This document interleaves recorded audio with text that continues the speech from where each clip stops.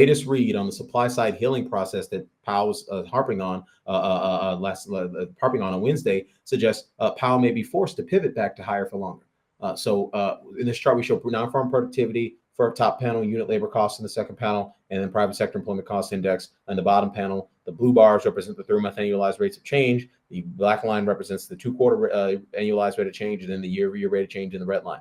Productivity growth slowed to a well below trend 0.3% 3-month annualized. It is now in a textbook deceleration with the 3-month below the 6-month below the year-over-year.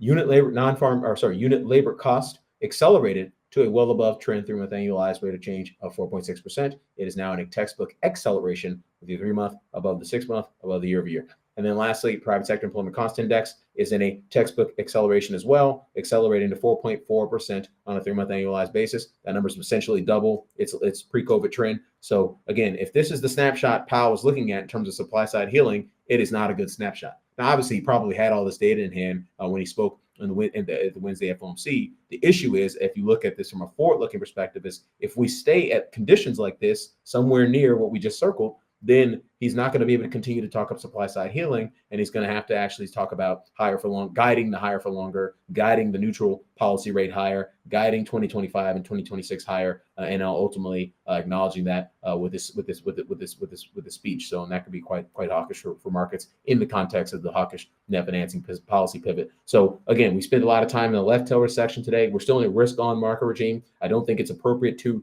change your positioning unless you have a change in signal. And this is why our positioning has not changed much in terms of our KISS portfolio construction process and our discretionary risk management overlay. But from a qualitative signaling standpoint, some things have changed, and we need to recognize that the risk of a row phase transition, which is how you get blown up as an investor in terms of the change in factor leadership, that risk has risen significantly over the past since our last macro scouting report. So I did want to spend some time and hammer that point home.